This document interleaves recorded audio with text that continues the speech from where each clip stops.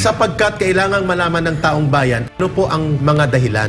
Bakit wala na siya sa kapangyarihan at si Duterte pa rin ang hinahanap ng mga tao. Dito niya ako napabilib, and I think maraming Pilipinong bumilib dito. Napapahiya tayo sa buong mundo at napiperwisyo natin ang ating mga overseas Filipino workers, mga expatriates na nagtatravel sa airport dahil sa mga laglag bala. Yes. Sa loob ng 3 or 4 na taon hindi na-solve ni late President Noynoy Aquino. Nakakahiya. Ang daming biniktima ng sindikato na ito kay Rodrigo Duterte, 3 days tapos.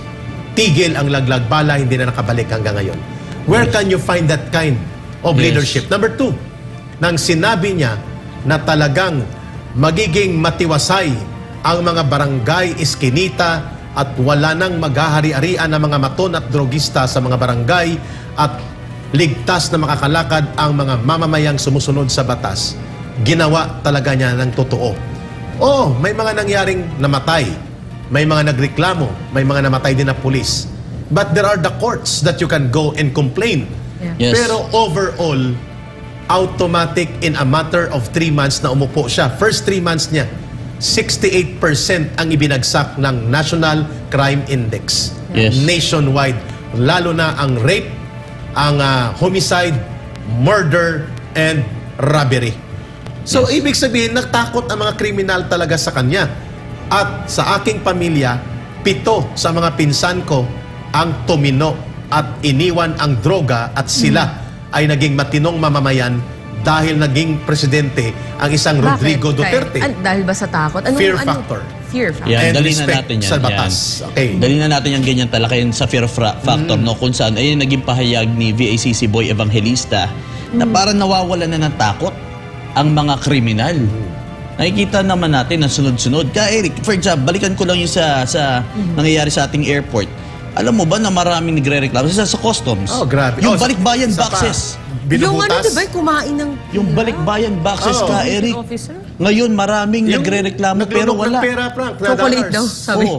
Maliban doon. Yung mga alahas, relos, Dami. nawawala. Yung Dami kinukunan na ito ang naalala mo, nung nagsabi si Ka Eric, kung kayo'y nakita ng ganyan, ay mag-ingay kayo. At sampalin nyo. Gamitin nyo ang inyong karapatan na mag-ingay bilang isang Pilipino kung dyan sa airport na huwag kayong tumahimik. At sabi niya, pupuntahan ko kayo. Pupuntahan ko kayo. Pero ngayon Ka Eric, ang masaklap, nangyayari pero wala daw inilalabas. At tahimik pa rin Ka Eric. Fear At factor. maraming nangyayari na kinukunan niya ng mga balikbayan boxes. At pati mga abusadong pulis nawala sa panahon niya, Frank, natakot sa kanya. Naalala mo, Frank, ang pinakareklamo noon ng protektor ay mga pulis. Inamin naman niya ng PNP, even si Bato de la Rosa, ng siyang chief PNP.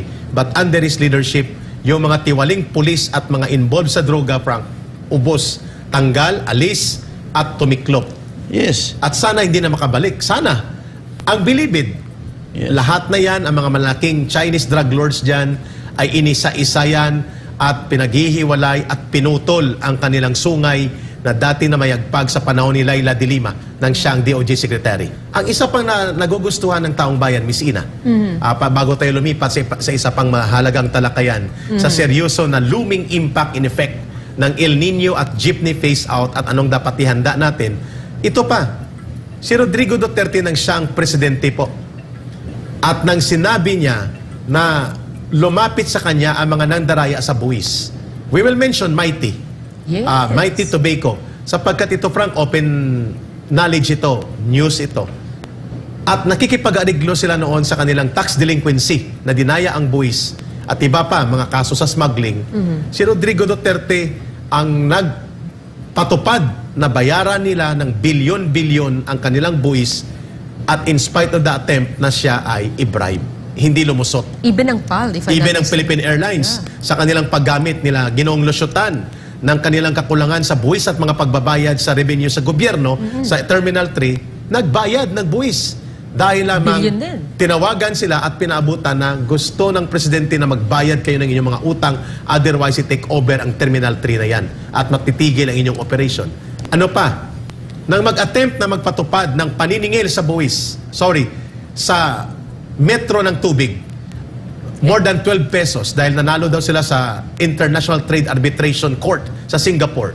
Ang Manila at Maynilad Water, Brother Franco, ng mga malalaking oligarkiya, Pangilinan, Ayala, Lopez, Sino ang pumigil nito? At sinabing subukan nyo at ako at ang pamahalaan ay maninindigan na matitigil ang inyong paggamit ng tubig na pagmamayari ng taong bayan, which is a patrimonial right and patrimonial source ng natural wealth ng bansa. Tumigil at hindi na ipatupad ang 12 pesos and 50 centavos per cubic meter na paniningil sa tubig na presyo dahil lamang sa kanilang pagrespeto, paggalang at pag-aalangan na abusuhin ang ordinaryong mamamayan. Sa panahon ni Rodrigo Duterte, hindi ka pwedeng maghari-harian sa Pilipinas. Hindi ka pwedeng maging maton, mayor, gobernador, congressman, senador, kapitan sa barangay, o sino pa man, pulis at military, walang pwedeng maghari-harian over the people. Yun ang mensahe ni Duterte noon. May dugtong lang ako kasi naalala ko to dahil lang komento nating mga kababayan noon. Taga Mindanao kasi si dating Pangulong Rodrigo Duterte, pero siya lang ang nagkaroon ng will na ipalinis ang Manila Bay at ang Boracay. Exactly. Grabe Miss din yung Ina, pinagdaanan ng mga panahon. never done before. Miss Ina, napunta malapit ito sa lugar ko, Brother Franco, ang Boracay. Ang malalaking hotel at resorts dyan, abusado. Sorry sa kumakain. Ang kanilang waste, direkta yan, nakabaon, nakatago, pero ang buga sa dagat.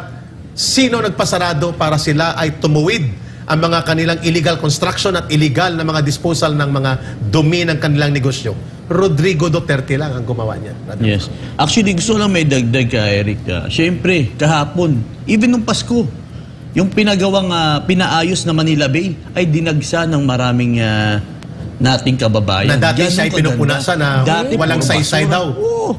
Diba? Pinaganda. Yung Ayun ang Dolomite pagbabago. Beach na Yung sinasabi. Dolomite Beach, yung Dolomite Ginamit ng CPP na sinisiraan ng CPP, NPA, nila, dahil daw Franz ito Castro, nila.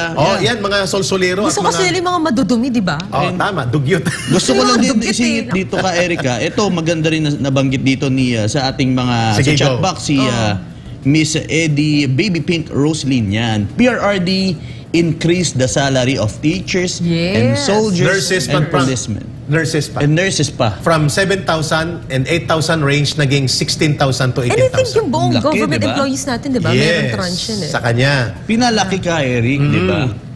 At ito pa, Frank, ang hindi makakalimutan ng taong bayan. Sa Iraq at sa Syria, Yes. 3 taon di matapos-tapos ang digmaan sa ISIS.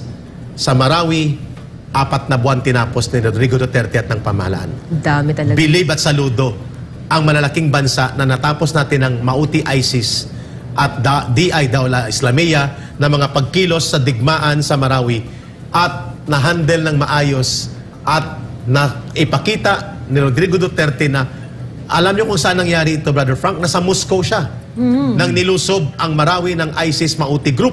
Yes, the day, no? Na At the day na imimit niya si Putin, he canceled immediately the meeting with Putin at umuwi siya at hinarap ang krisis na ito. That's Rodrigo Duterte.